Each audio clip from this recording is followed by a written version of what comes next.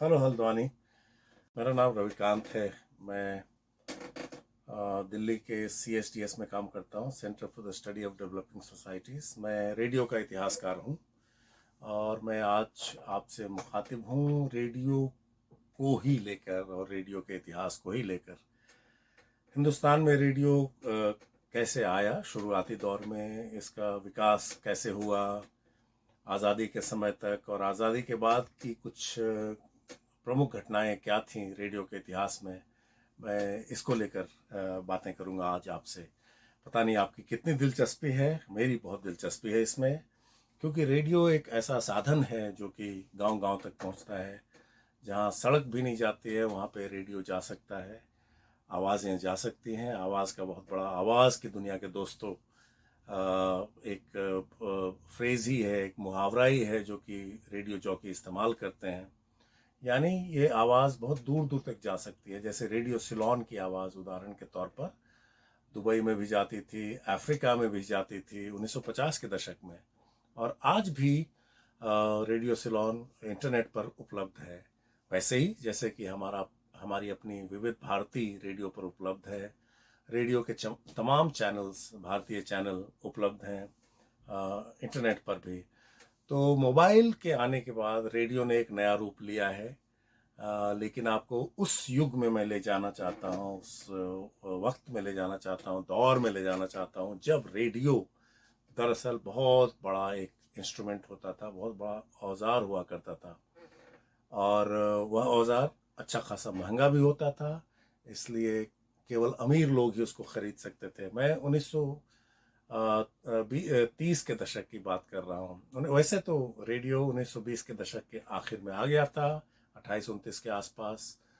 श्रीलंका में 22 में ही आ गया था, 1922 में ही आ गया था। यानी मैं पूरे 100 साल पहले की बात कर रहा हूँ।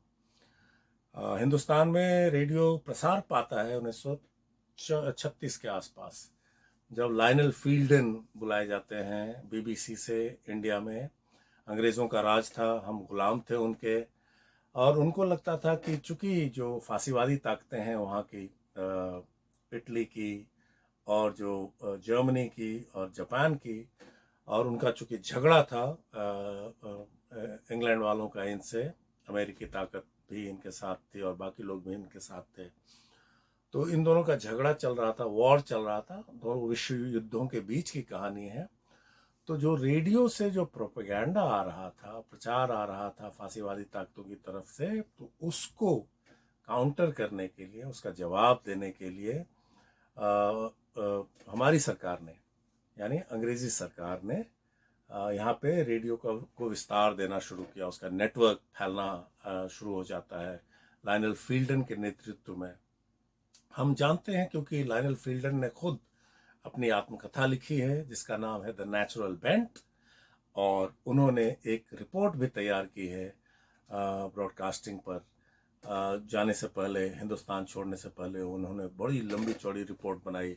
उस तरह की रिपोर्ट भाई और बहनों किसी ने आज तक नहीं बनाई है। हिंदुस्तान के इतिहास में रेडियो का उतना कॉम्प्रिहेंसिव रिपोर्ट किसी ने बनाया नहीं है। वो पढ़ा लिखा इंसान था और उसकी सहानुभूति फील्डन की दरअसल भारत के स्वतंत्रता संग्राम के साथ थी। वो गांधी जी को भी लाना चाहता था रेडियो पर, लेकिन गांधी जी ऐसे किसी माध्यम का इस्तेमाल नहीं चाहते थे जिन पर उनका नियंत्रण न हो, इसलिए गांधी जी ने इनकार कर दिया। गांधी जी 1947-48 में ही, आज़ादी के बाद ही आते हैं सिर्फ एक बार रेडियो पर, लाइव रेडियो पर, जबकि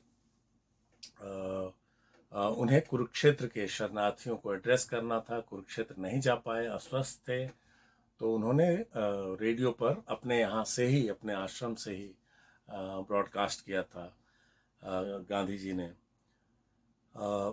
नेहरू जी को भी ट्रिक किया गया था। बुखारी साहब एक उस समय के बड़े पदाधिकारी थे, फील्डन के नीचे थे। उन्होंने कहा, दिखाया मुंबई में एक स्टूडियो दिखाया और कहा कि अब आप लाइव हैं। बच्चों का कार्यक्रम चल रहा था। इस तरह से नेहरू जी भी बिना मंशा के, बिना अपनी इच्छा के, बिना रजामंदी के रेडियो पर लाए गए। चूंकि ये साम्राज्यवादी माध्यम था उस जमाने में, इसलिए हिंदुस्तान के राष्ट्रीय नेता नहीं जाना चाहते थे। वैसे मैं आपको बता दूं कि बहुत सारे नेताओं ने उस समय बहुत सारी बहसों में पार्टिसिपेट किया, और अभी चूंकि हिंदी पखवाड़ा चल रहा है तो आपको बता दूं कि हिंदी को लेकर के भी बहस हुई, बहुत लंबी चौड़ी बहस हुई, और वो उसमें से कुछ बहसें प्रकाशित हैं, उसको आप लोग पढ़ सकते हैं। बहरहाल, तो रेडियो जब आया तो उसमें किसानों के लिए कार्यक्रम होते थे, उसमें माताओं और बहनों के लिए कार्यक्रम होते थे, उसमें अवधि में भी कार्यक्रम होते थे, जो कि लखनऊ केंद्र से प्रसारित हो रहे थे।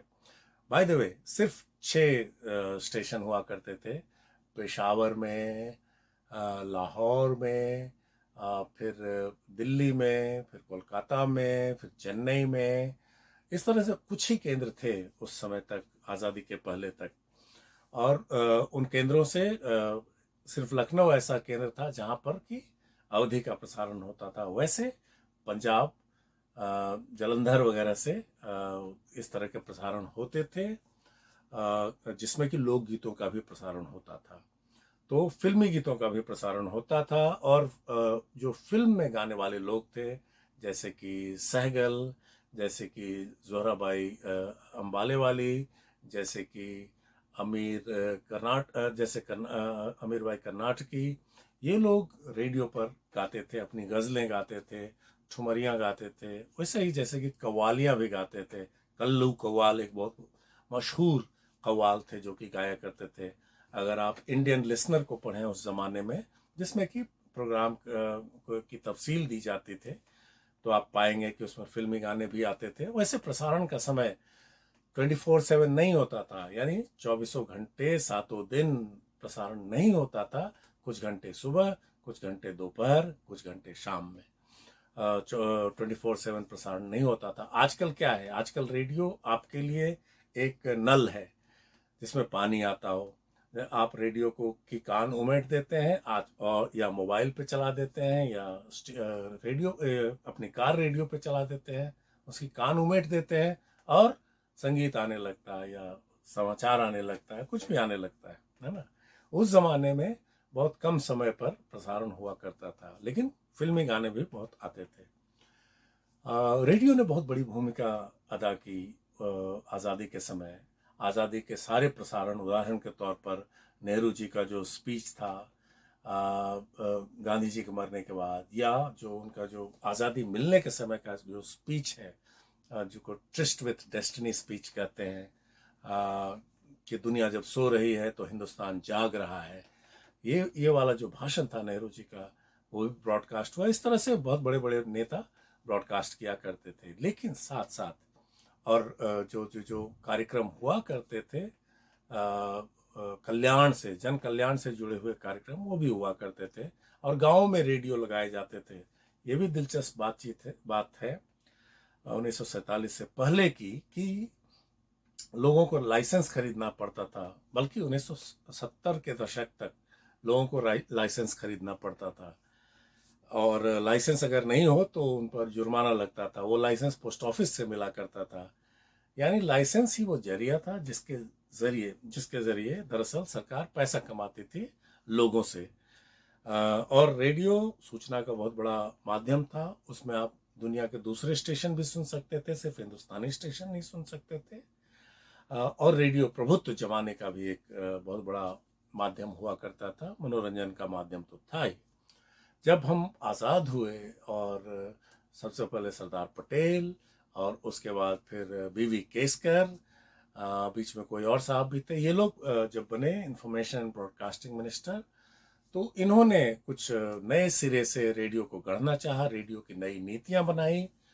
और जैसे कि उदाहरण के तौर पर पहले बहुत सारी तवाइफें गा सकती थी रेडियो पर आकर के, लेकिन पटेल साहब ने कहा कि नहीं नहीं, हम इस तरह का स्कैंडल बर्दाश्त नहीं करेंगे। रेडियो की नैतिक सफाई ज़रूरी है, अब तवाइफें नहीं गाएंगे रेडियो पर। उन्होंने एक नया सिस्टम चलाया जिसमें कि गैर तवाइफें ही गाने के लिए बुलाई जा सकती थी, और पुरुष गायक तो बुलाए जाते थे, और ऐसे जो कि शास्त्रीय के नज़दीक हों। केसकर साहब ने इस नीति को जारी रखा, शास्त्रीय संगीत को उन्होंने प्रोत्साहन दिया, लेकिन साथ साथ उनको लगता था कि फिल्मी गाने जो हैं वह कहीं ना कहीं अपभ्रंश फैला रहे हैं, अपसंस्कृति फैला रहे हैं, मिलावट फैला रहे हैं और कहीं ना कहीं हमारी सांस्कृतिक गिरावट के सूचक हैं। तो उन्होंने फिल्मी गानों पर प्रतिबंध लगा दिया। आपको जानकर उसी तरह का, ये उसी तरह का प्रतिबंध है कि जो 1940 में हारमोनियम पर लगा था। बहुत कम लोग जानते हैं कि 1940 से लेकर के 70 के दशक तक हिंदुस्तान में रेडियो पर हारमोनियम का इस्तेमाल नहीं होता था, मतलब लाइव इस्तेमाल नहीं होता था। इसलिए नहीं होता था क्योंकि हारमोनियम को समझा जाता था कि वो हिंदुस्तानी जो म्यूजिकल नोट्स हैं, जो सांगीतिक स्वर हैं, उसके जीनियस के साथ न्याय नहीं करता। वो वाद्य यंत्र ऐसा है जिसका इस्तेमाल कर ईसाई मिशनरियों ने ईसाई धर्म का प्रचार करना चाहा था। तो ये भी एक जुड़ाव था हारमोनियम का अंग्रेजी साम्राज्यवाद के साथ, जो कि हमारे राष्ट्रवादियों को पसंद नहीं था, हमारे राष्ट्रभक्तों को पसंद नहीं था। तो इसलिए भी उन्होंने मिलजुल कर बैन लगा दिया। बुखारी साहब ने नेहरू जी से चिट्ठी लिखाई, टैगोर साहब से चिट्ठी लिखाई और रेडियो का जनाजा निकाला गया। रेडियो स्टेशन सॉरी हारमोनियम का जनाजा निकाला गया रेडियो स्टेशन से।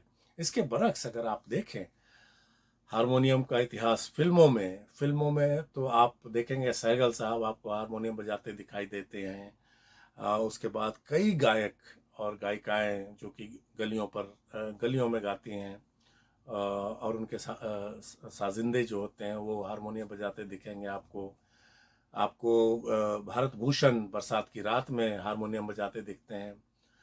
तलत महमूद तो खैर वाद्य यंत्र बजाते ही थे और उसी तरह से हमारे सारे नायक आपको हारमोनियम, यहाँ तक कि ऋषि कपूर तक और उसके बाद तक भी हमारे नायक गायक जो होते थे फिल्मों में, वो हारमोनियम को कलेजे से लगाकर गले में लटकाए हुए रखते हैं। तो ये बड़ा दिलचस्प इतिहास है कि एक तरफ सिनेमा का इतिहास रेडियो से को बहुत प्यार से दर्ज करता है, हारमोनियम को बहुत प्यार से दर्ज करता है और रेडियो को भी उसी तरह से दर्ज करता है। लेकिन रेडियो ने फिल्मी गानों के साथ उसी तरह का बर्ताव अपनाया है जिस तरह से कि हारमोनियम के साथ अपनाया।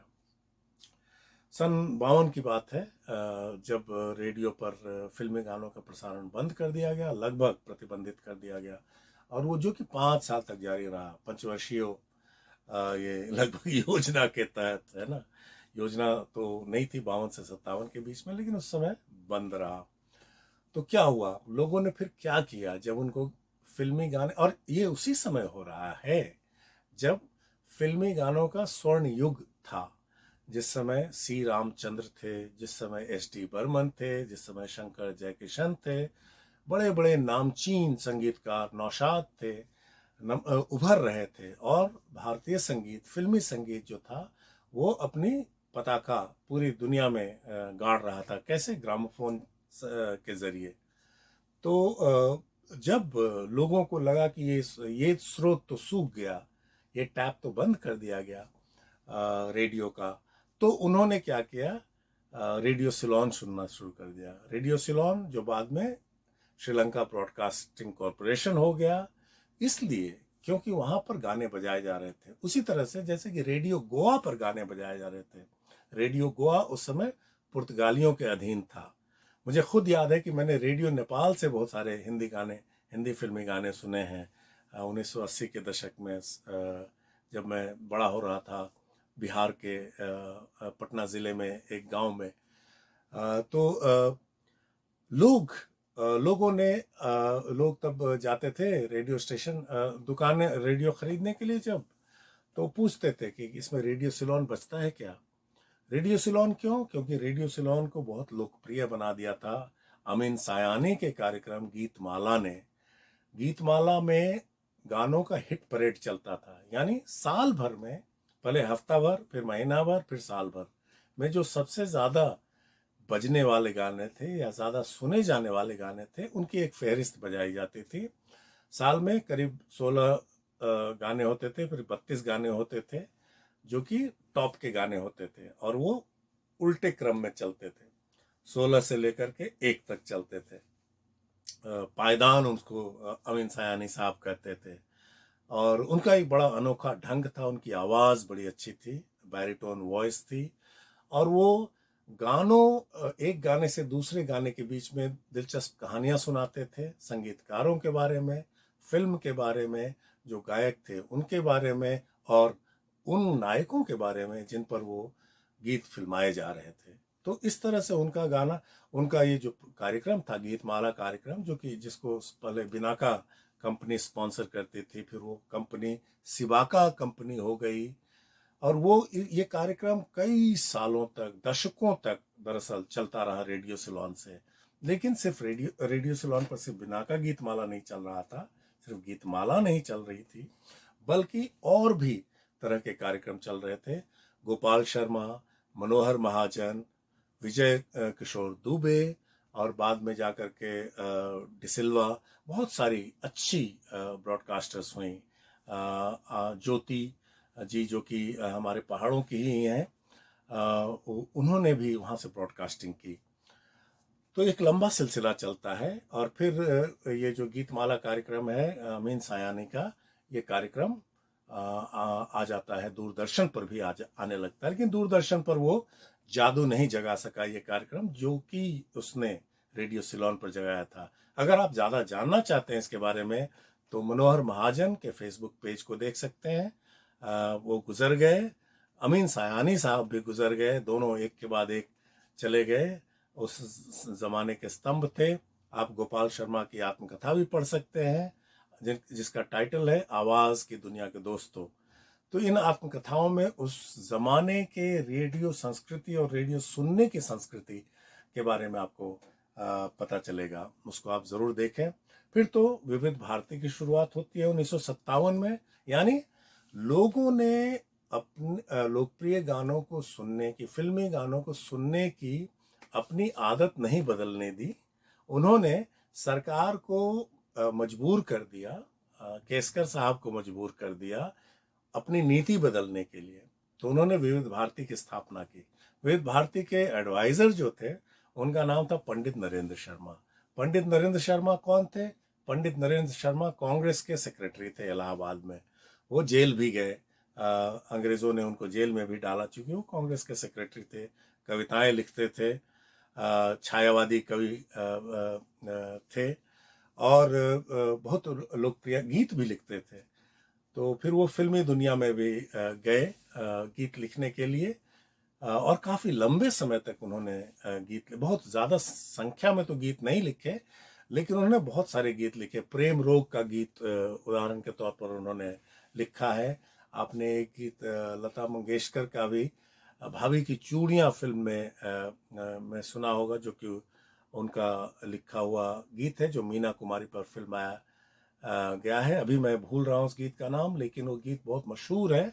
आप भाभी की चूड़ियाँ और लता मंगेशकर टाइप करेंगे तो वो गीत निकल आएगा। और दिलचस्प सुबह का गीत है वो। भोर होने पर किस तरह से प्रकृति जागती है, उसका एक तरह का विवरण है, लेकिन एक तरह का भक्तिमय विवरण है कि आप प्रकृति से कैसे, किस तरह से भक्ति कर सकते हैं, उसका विवरण है। तो नरेंद्र शर्मा ने ही वो नाम दिया था विविध भारती का, इस चैनल का नाम, जो कि आज तक विविध भारती चैनल आज भी चल रहा है। एफएम के युग में वो चल रहा है और इंटरनेट पर भी उपलब्ध है। तो विविध भारती का नाम दिया था उन्होंने। पहले एक कार्यक्रम होता था अंग्रेजी में, मिसलेनियस प्रोग्राम्स, उसी का हिंदी अनुवाद नरेंद्र जी ने किया था, नरेंद्र शर्मा ने किया था, विविध भारती। बड़ा सुंदर अनुवाद ये था, और ये प्रोग्राम चल पड़ा। फिर अगले 1957 के बाद 10 साल और लगे भारत सरकार को कमर्शियल होने में, यानी उस पर एड्स, विज्ञापन स्वीकार नहीं किए जाते थे। केवल सरकारी विज्ञापन आते थे और कोई बाहर से कोई विज्ञापन नहीं लिए जाते थे। बाद में फिर विज्ञापन लिए जाने लगे, कंपनियों के विज्ञापन लिए जाने लगे, कंपनियों द्वारा स्पॉन्सर्ड प्रोग्राम लिए जाने लगे। उसमें भी अमीन साया ने बहुत सारे कार्यक्रम किए, जिसको आप उनके वेबसाइट से उन कार्यक्रमों की सूची देख सकते हैं। उनमें से कुछ कार्यक्रम आपको यूट्यूब पर मिल जाएंगे, उसको आप सुन सकते हैं, उसकी रिकॉर्डिंग मिल जाएगी।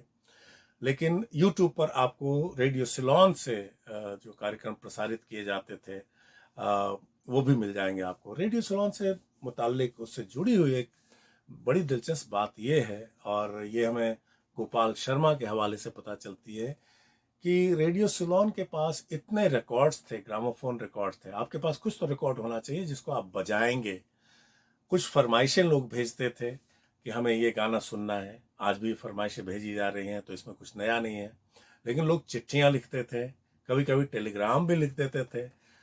टेलीग्राम एक झुमरी तिलैया से भी भेजा गया। तो झुमरी तिलैया से जब टेलीग्राम भेजा गया पहली बार एक गाने के लिए, तो झुमरी तिलैया मशहूर हो गया। झुमरी तिलैया वालों को लगा कि ये झुमरी तिलैया झारखंड में एक जगह है, आज के झारखंड में, कोडरमा से एकदम चिपका हुआ, डीवीसी दामोदर वैली कॉरपोरेशन के डैम के पास। और वहाँ पे उनको पहली बार लगा कि अरे हम तो बड़े छोटे शहर हैं लेकिन हम मशहूर हो सकते हैं।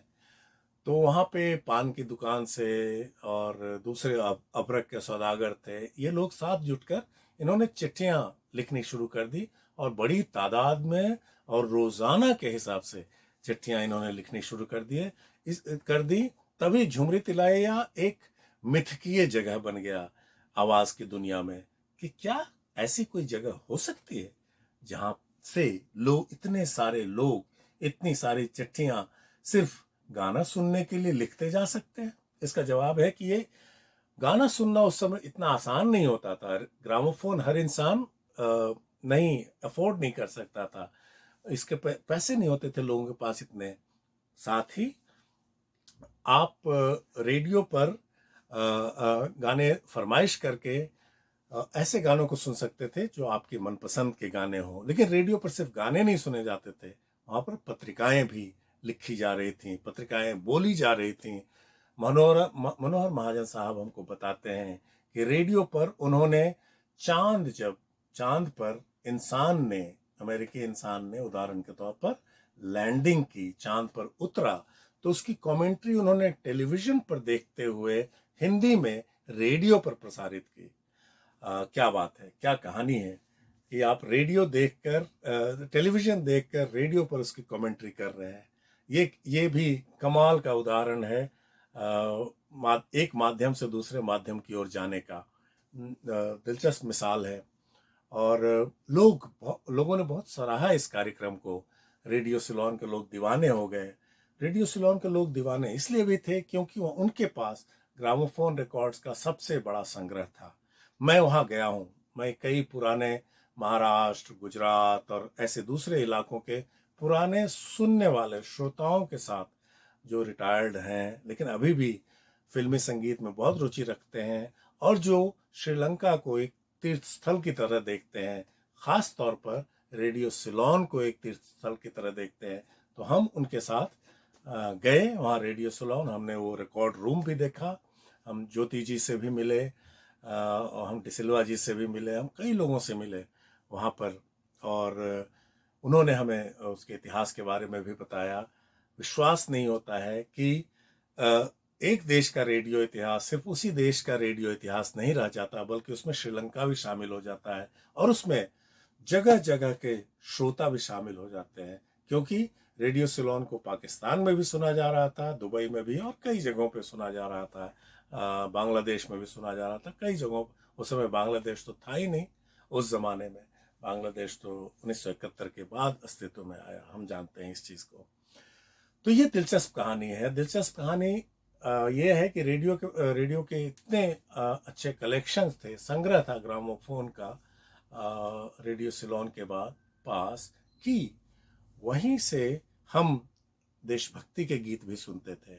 जब 26 जनवरी का वक्त आता था, या स्वतंत्रता दिवस 15 अगस्त का वक्त आता था, तो विविध भारती के पास इतने रिकॉर्ड्स नहीं होते थे जितने कि रेडियो सिलोन के पास होते थे रिकॉर्ड्स।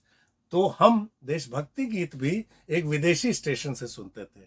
ये एक दिलचस्प कहानी है रेडियो सिलोन की, और काफ़ी समय तक काफ़ी लोकप्रिय रहा रेडियो सिलोन। फिर विविध भारती ने धीरे धीरे अपने श्रोता जो उनके छूट गए थे, जो रेडियो सिलोन ने मार लिए थे उनके श्रोता, उनको वापस जीत लिए, और बाकी तो इतिहास है। विविध भारती का इतिहास गौरवशाली इतिहास है। आज भी एक से एक यूनुस खान जैसे वहाँ पर रेडियो प्रस्तोता हैं, और बहुत सारे नए लोग आ रहे हैं जो कि बहुत अच्छी प्रस्तुतियाँ दे रहे हैं।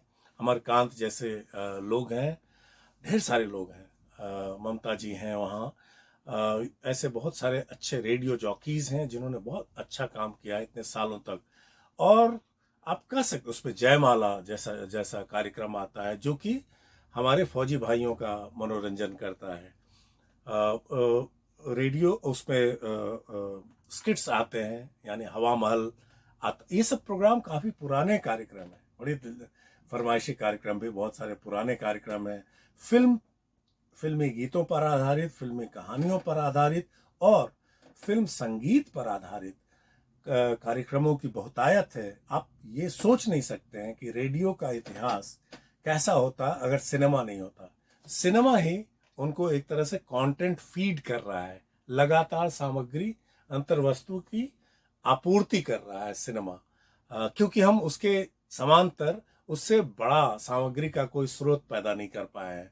सिनेमा ही हमको सब कुछ देता है, और उसके इर्द गिर्द ही बाकी चीजें आती। रेडियो में पे न्यूज सुनने के के लिए भी बीच बीच में हम गाने सुनते हैं, है ना। मुझे याद है कि जब चुनाव होते थे तो चुनाव में वोटों की गिनती होती थी।